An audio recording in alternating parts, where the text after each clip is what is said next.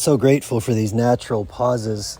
I was getting a scissors so I could cut my canvas off the roll, and now I'm getting my staple gun ready. And I'm recognizing that as I'm talking, the simple act of speaking engages muscles in your jaw and your throat and certain associations in your mind, and speaking becomes a thing of momentum. And it's nice to disrupt that pattern and to not just become fixated on one stream of thought.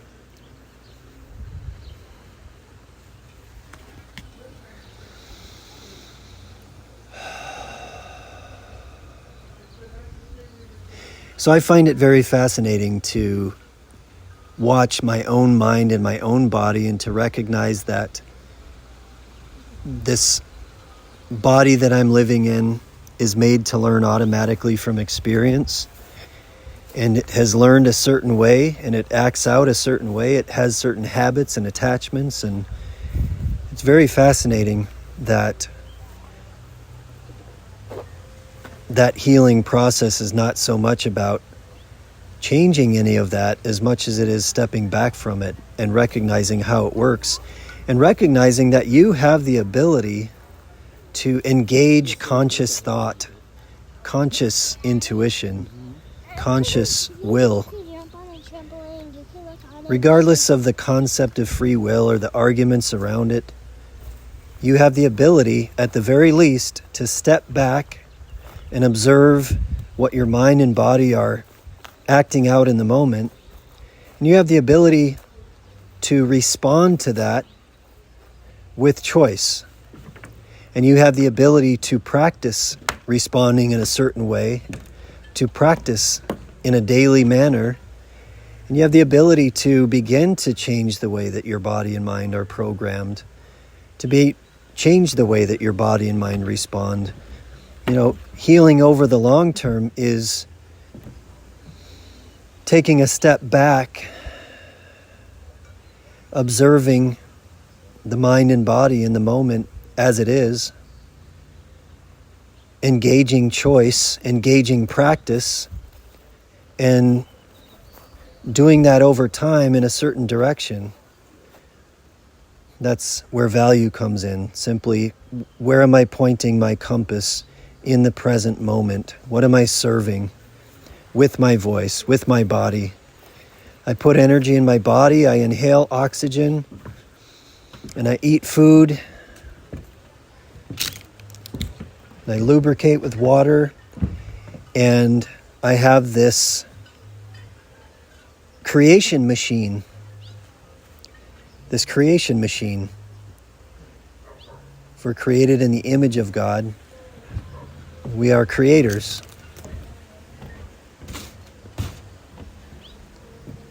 And I think that healing and growing and changing and all of that is recognizing that you are using your beautiful creation machine to feed ideas and beliefs and perspectives and hurtful and harmful and unethical people and perspectives who have no regard whatsoever for your well-being or your empathy or your ethics. And when we allow them to co-opt this creation machine, this creation body, this beautiful divine body that we are in, however you want to define it, when you allow your mind and body to go into agreement with the stories that are being told, for no other reason than to frame power, to manipulate consumption, to manipulate borders and boundaries. And you sacrifice your ability to create. You sacrifice your voice. I get caught up in this every day. It's that concept of learned helplessness. Learned helplessness. I try and I try and I try and I try. No matter what I do, I don't feel heard. I don't feel like I can get ahead. I don't feel like anyone cares.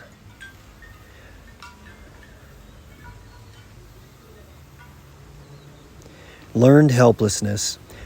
I can relate to that in spending the past 4 years going through a very complex separation and divorce.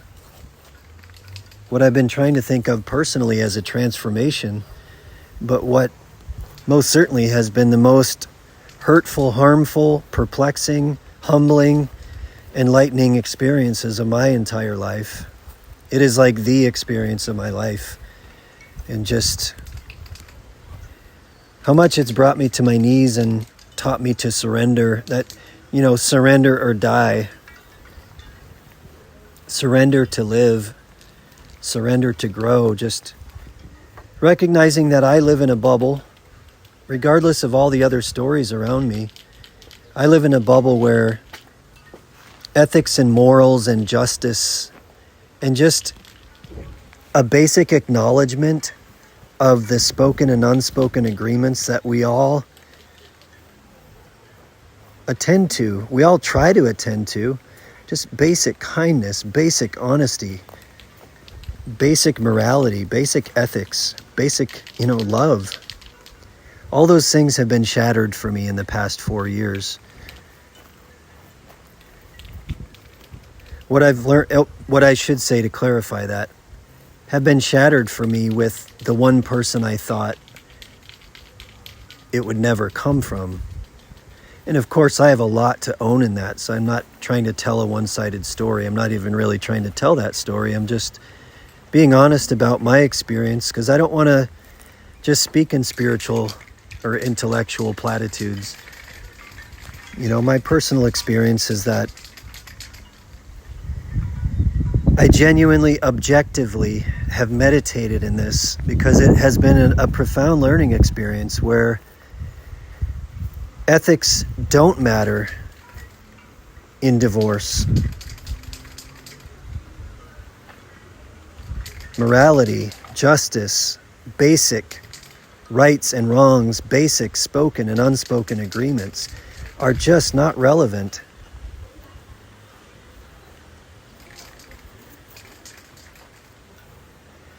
And I am facing things every day. I have been every single day for 4 years, almost 4 years straight, just facing an immediate reality where I feel like I need to set really clear boundaries for my children and to be as consistent as I can possibly be, to learn as much as I can, to grow as much as I can, to surrender as much as I can, to look in the mirror as much as I can, and just face what I need to face, let go of what I need to let go of.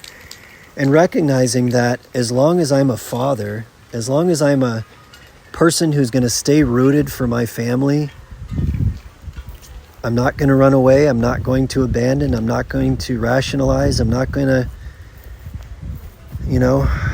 take off on some journey and abandon my children in the process. So I find myself in this place of having experienced a lot of learned helplessness, which is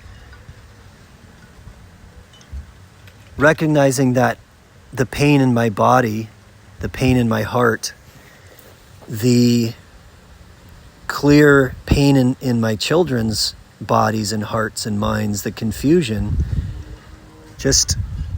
I could go into great detail, but quite simply just recognizing that just because you're in pain, just because you hurt, and just because your pain and hurt are completely and totally justified according to every spoken and unspoken agreement we hold dear, the ethics and the morals and the justice and all that,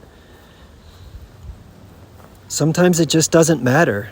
Sometimes your voice, you don't feel like your voice matters. You don't feel like anyone cares. The justice system doesn't care, the legal system, the community around you. In fact, people make excuses for why you experience what you experience. And we all just go into agreement with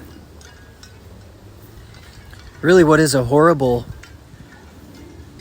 trauma, systemic trauma on society. Not just families coming apart, families separating. Can't expect everyone to stay in the same trajectory all the time. It's that families separate in a hurtful, harmful, painful way, and that there's literally no ethics or morals or justice in the legal system. There's nothing to prevent someone from behaving in a completely hurtful, harmful way to their family and being rewarded for it according to the rules of society. Being rewarded for all the behavior that we are told is wrong and that is genuinely hurtful. And part of my experience, and I draw a direct parallel between this experience and what I see happening globally. I woke up a few weeks ago and I experienced very profound anger, but it was a very honest, genuine, heartfelt, unshameful anger. And I recognize how deeply I have been gaslighted. I have allowed myself to be gaslighted by my personal experience that no amount of pain, no amount of tears, no amount of seeing my children in pain, no amount of experiencing my own loss or whatever, none of that matters. And in the context of that, you feel like you don't matter. You feel like you want to quit. That's the learned helplessness part. But I woke up a few weeks ago to the profound gaslighting that's taken place in my own personal life, but I've allowed myself to be a part of my whole life. To actually believe that the pain in my body doesn't matter, to actually believe that my thoughts don't matter, to actually believe that my effort may not matter. We live in a world of learned helplessness. We live in a world of existential vacuums where people think that they don't matter, that they don't have meaning or purpose or direction. When we are literally here in this beautiful, unbelievable gift. This could be heaven, and we make it into hell.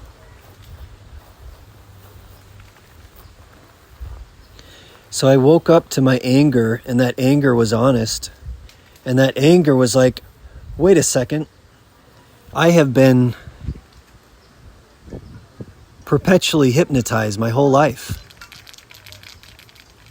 And I was so tired that I laid down. I laid down and I decided that my ethics and morals and experiences and the basic rules and agreements that I hold dear, that I try to follow. All of us break them at times. I've definitely broken them at times. But when you make amends and you look in the mirror and you say, okay, I'm going to continue to try to grow through the mistakes that I make. I'm going to learn to look at my mind and look at my body and have compassion for the fact that I have been programmed by this journey, that I've been a part of it, that we're all a part of it. And we all have the ability to step back and say, wait a second, what the hell?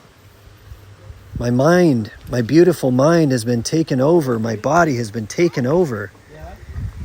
I've been sold and told ideas my whole life of who I am supposed to be, how I'm supposed to fit, what side I'm supposed to take, what I'm supposed to fear, what I'm supposed to put in my body, who I'm supposed to serve.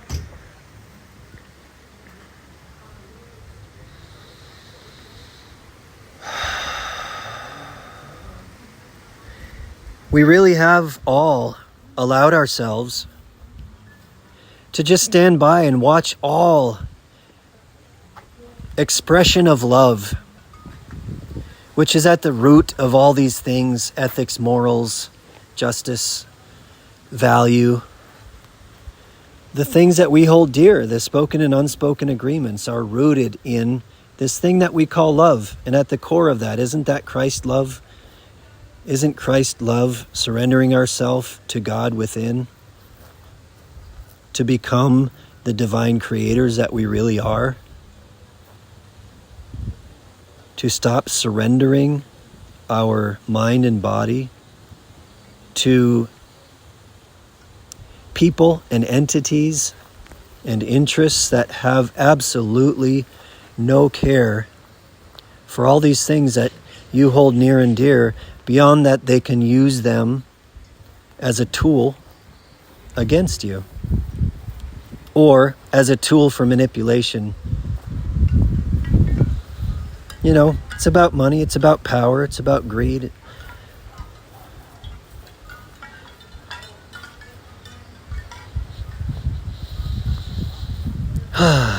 So that's where I am, walking around my yard, getting ready to paint. And I'm so grateful that I can pick this tool up and I can speak into it. I literally have a box in my hand, a little tiny box, and I hit a button and I speak and it records my voice, and I hit send, and anybody across the world who has access to it can listen. And that's how we can change. That's how we can grow. Step back and listen. Share honestly. Share what you're doing in the present moment.